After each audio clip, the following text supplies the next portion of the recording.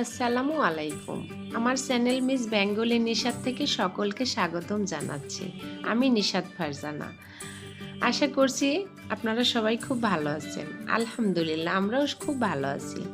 আর এই যে আজকে সকাল এখন 11টা বাজে, আমি চলে যাচ্ছি আমার বাবার বাড়ি। তো যেতে যেতে রাস্তা দিয়ে যাচ্ছি আর এবং এত ভালো লাগছে, দুই সাইডে এই যে ধান ক্ষেত আছে, তারপরে সবজি আর ভুট্টা, আসলে খুবই দারুণ লাগছে রাস্তাটা দেখতে। তাই ভাবলাম আপনাদেরকেও একটু দেখাই কেমন লাগছে।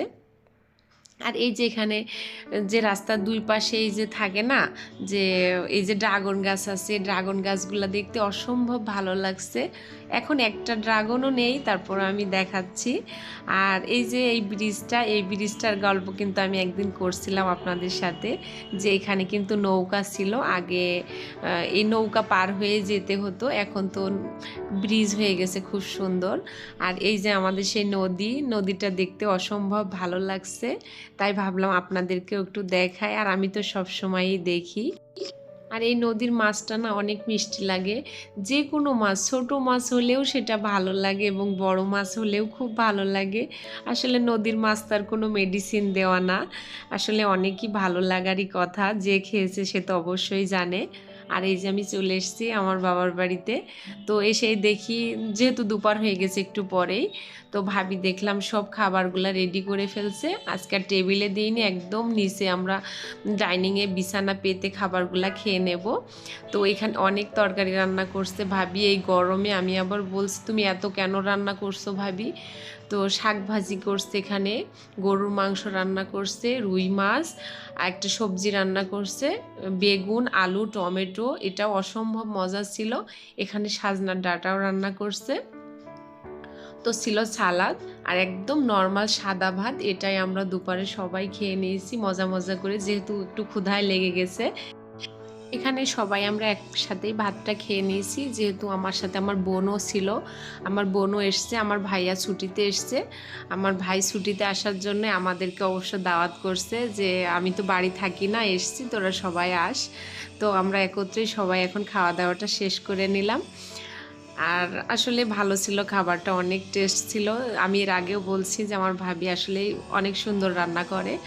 আর এই যে এখানে আমরা একটু কোল্ড ড্রিঙ্কস খেয়ে নিচ্ছি, প্রচণ্ড গরম। তো এটা আসলে স্বাস্থ্যসম্মত না, তারপরও একটু শরীরের আরামের জন্য খাচ্ছি, যে ভালো লাগবে ঠান্ডাটা খেলে।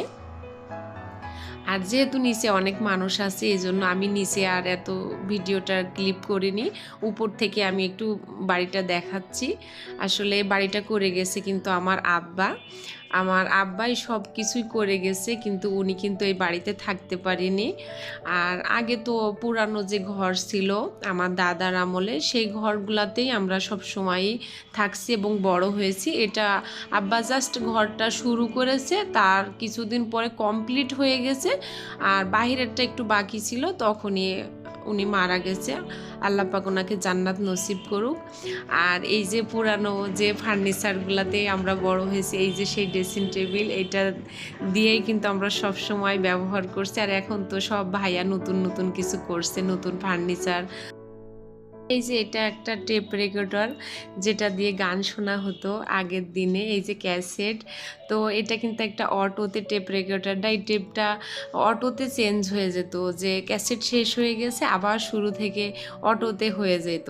তো সেই ছোটোবেলার স্মৃতিগুলাই মনে হচ্ছে, যে ভাইয়া কিন্তু এই গানগুলা বাজাইতো এবং আমরা কিন্তু শুনতাম।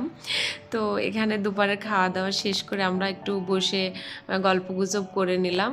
আর প্রচণ্ড গরম ছিল। আমার ফুপুর বাসায় যাব, আমার একটাই ফুপুর বাসায় অনেক দিন যাওয়া হয়নি। তো ভাইয়া এখানে শাড়ি কিনে নিয়ে এসছে ফুপুর জন্য, বলতেছিল যে ফুপু বাসায় ছিল না ঈদের সময়, আর যাওয়া হয়নি, চলো আমরা দেখে আসি ফুপুরকে। আর এই যে ফুপুর জন্য এই শাড়িটা নিয়ে এসছে, আমার কাছে বেশ ভালো লাগছে। তাওয়াল নিয়ে এসছে। আর ফুপুর বাসায় যেতে হলে যা যা জিনিস লাগে, মিষ্টি ফল, এগুলা নিয়ে আমরা রওনা দিয়ে দিচ্ছি। বাচ্চাগুলো সব ওর মামার সাথে যাবে, তাই বায়না ধরেছে।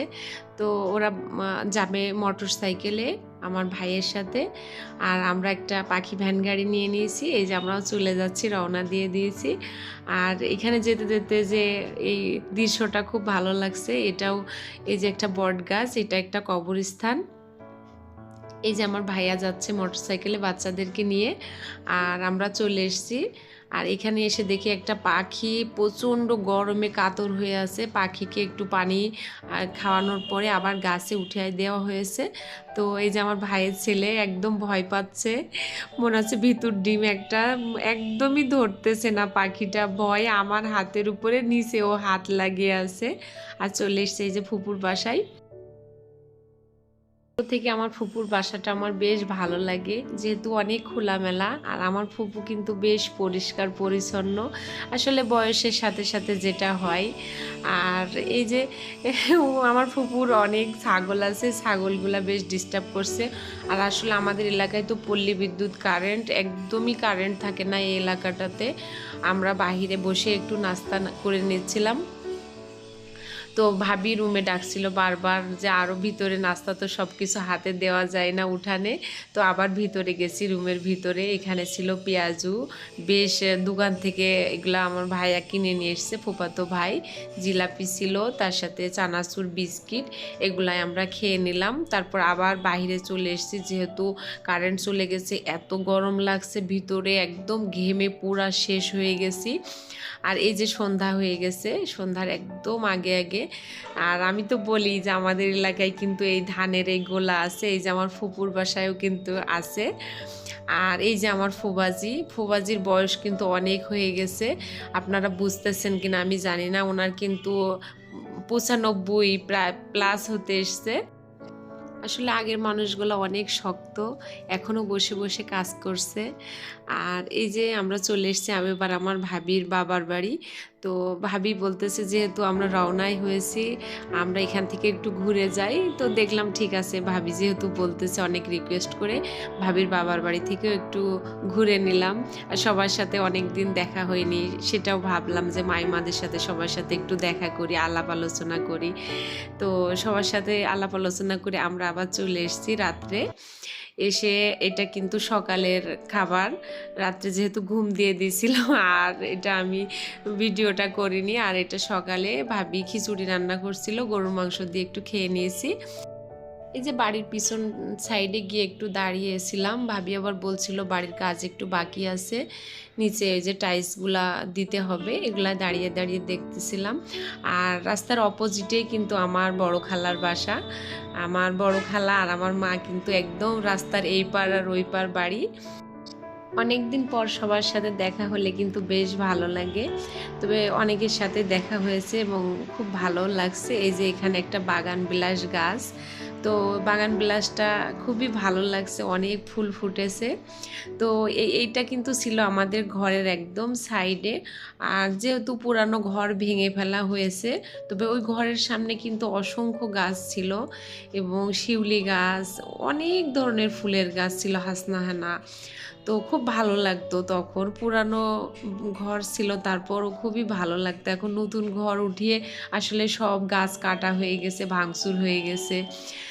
এই যে পাশে একটা পুকুর, আর এই যে আমাদের পুরানো ঘরের যে জালনা, এই জালনার কাছে কিন্তু একটা খাট ছিল, সেই পুরানো স্মৃতির কথা মনে হচ্ছে। এগুলাতে কিন্তু আমি হাত দিচ্ছি, আর মনে হচ্ছে যে এই ঘরটাতে আমি বড় হয়েছি সেই ছোট্ট থেকে। তো শৈশবের সেই দিনগুলোর কথা মনে উঠলে আসলেই খুব খারাপ লাগে, মনে হয় ঘরগুলা যদি এখনও থাকতো বেশ ভালো লাগতো। আর এই পুকুরের পানি কিন্তু তখন অনেক থাকতো, আর এই পুকুরে কিন্তু মানুষ গোসল করতো, এখন একদম পানি শুকিয়ে যায়। এই যে আমাদের পুরানো ঘরের এরকম ছাদ, তো এই ঘর কিন্তু অনেক ঠান্ডা, এবং দেওয়ালগুলা অনেক চওড়া চওড়া। তো ওই ঘরে না কোনো এসির প্রয়োজন হতো না, এত ঠান্ডা ছিল, যেহেতু নিচে টালি, তারপরে ছাদ, এই যে কাঠ দিয়ে, কাঠের উপরে টালি, তারপরে ছাদ, এই ঘরগুলা অসম্ভব ঠান্ডা ছিল। তো খুব ভালো লাগতো। তো এই যে দেখাচ্ছে এগুলা, তো ভাবিকে বলছিলাম একটু কচুর শাক ঘন্ট খাবো, ভাবি এখানে কচুর শাক ঘন্ট করে ফেলতেছে। তো ভাবি একজনকে বলছিল কচুর শাক নিয়ে এসে দেওয়ার জন্য। আর গ্রামে তো কচুর শাক যেখানে সেখানে কিন্তু হয়, ধান ক্ষেতের পাশে পাশে হয়ে থাকে, বাড়ির আশেপাশেতে কিন্তু কচুর শাক হয়। ভাবি এখানে কচুর শাকটা আগে সিদ্ধ করে নিয়েছে, শাকটায় বাগার দেওয়ার জন্য এখানে দিয়ে নিয়েছি রসুন, পেঁয়াজ, কাঁচামরিচ। এগুলো হয়ে যাওয়ার পরে এই যে শাকটা যে ঘন্ট করা হয়ে গেছে সেটা তেলের উপরে দিয়ে দিল। এটা কিন্তু কাঠের চুলার রান্না অনেক মজা হয় আর অনেক টেস্ট হয় কচুর শাক, যেহেতু টাটকা কচুর শাক। আর এটা তো কোনো সার মাটি দিয়ে করা কচুর শাক নয়, যেহেতু একদম ক্ষেতের পাশ থেকে উঠিয়ে নিয়ে আসা।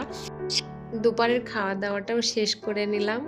আমি আবার পাশে একটু যাব আমার একটা ভাবির বাসায়। তো ওইখান থেকে একটু ঘুরলাম আর ভাবির ছাদে গেছিলাম, গিয়ে দেখলাম যে বেশ কতগুলা ফুল গাছে ফুল ফুটে আছে, বেশ ভালো লাগছে। ভাবির সাথে কথা বলছিলাম এবং ওখান থেকে একটু ঘুরে আসলাম, আবার বাড়িতে চলে এসেছি। আসলে একদিনের জন্য গেছি তো খুব ছুটাছুটি হয়ে গেছে। আর এই যে বাড়িতে চলে এসেছি, এসে দেখছি যে গাছে অনেক আম আছে। আর এরকম আম গাছ ছিল কিন্তু 4টা-5টা, এখন আর কিন্তু অত আম গাছ নেই, এখন একটাই আছে। আর ওইগুলা তো সব কেটে ফেলেছে। বাড়ির আশেপাশে যেরকম গাছ ছিল এখন আর নেই। তো আছে, অনেক গাছ আছে, এখনও বেশ ভালো লাগে। আর এই যে বাড়ির নিচে গেছি একটু ধান ক্ষেতের দিকে, এখানে স্যালো মেশিন দিয়ে পানি দিচ্ছে ধান খেতে, এবং পাশে যে পুকুর আছে পুকুরেই পানি দিচ্ছে একদম বাড়ির নিচে আমাদের। তো এই পুকুরের পানিগুলো একদম শুকিয়ে গেছে, যেহেতু মাছ আছে, অনেক মাছ পুকুরে। এখানে দাঁড়িয়ে একদম মনটা জুড়িয়ে যাচ্ছে এবং খুব ভালো লাগছে। তো আমাদের দেশের একটা আঞ্চলিক গানের কথাও খুব মনে পড়ছে। হায়রে আমার মন মাতানো দেশ, হায়রে আমার সোনা ফলা মাটি, রূপ দেখে তোর কেন আমার নয়ন ভরে না, তোরে এত ভালোবাসি তবু পরাণ ভরে না। ছোটবেলায় কিন্তু আমি পুকুরের এই পার থেকে ওই পারে অনেকবার সাঁতার কেটে কেটে গেছি। আসলে এখন তো এটা আর হয়েই ওঠে না, পুকুরে নামাই হয় না তো আর সাঁতার কাটা। তো আমাদের বাচ্চারা কিন্তু এগুলা পারে না, ওদেরকেও শেখানোর চেষ্টা করছে, আলহামদুলিল্লাহ ওরাও শিখে ফেলবে আস্তে আস্তে। তো আমার ভিডিওর কোনো অংশে যদি একটুও ভালো লেগে থাকে প্লিজ একটা সাবস্ক্রাইব করবেন, আর এটা যদি করে থাকেন তাহলে আপনাকে অসংখ্য ধন্যবাদ। আর একটা লাইক দিবেন, আপনার একটা লাইক অনেকের কাছেই আমার ভিডিওটি পৌঁছে যাবে। তো এখানে বাচ্চারা এই যে খেলছে, আর এই যে ছাগলের বাচ্চা, ছাগলের এই ছানা দুটো নিয়ে ওরা খুব মজা করে কোলে চাপটিয়ে ধরে আছে। আমারও বেশ ভালো লাগছে, আমিও কিন্তু ছোট এগুলা করতাম, ছোট ছাগলের বাচ্চা, হাঁস, মুরগি, এগুলো আমার খুব ভালো লাগতো। তো বাচ্চারা খুব বিড়ালের জন্য বলতেছে যে একটা বিড়াল নিয়ে আসো আম্মু বাসায়, সুযোগ সুবিধা করে আমি এটা নিয়ে আসবো। বাচ্চারা এখানে খেলছে পাতা নিয়ে, হাঁড়ি পাতিল, ডিম, এগুলা ছোট ছোট প্লাস্টিকের ডিম, এগুলা নিয়ে খেলতেছে। আর আমি যেহেতু বিকালে চলে যাব, এখানে সাজনা গাছ থেকে কিছু সাজনাও পেড়ে নিচ্ছি। আর আজকে এই পর্যন্তই রেখেছি, আবার নতুন ভিডিও দেখার আমন্ত্রণ রইল। ভালো থাকবেন, সুস্থ থাকবেন, আল্লাহ হাফেজ, আসসালামু আলাইকুম।